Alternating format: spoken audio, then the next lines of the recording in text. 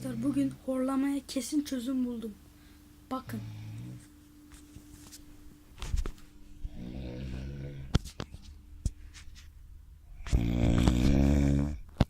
Evet arkadaşlar.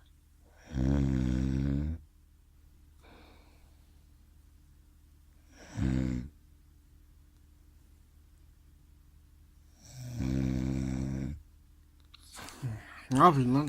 Yok bir şey yok baba, yok.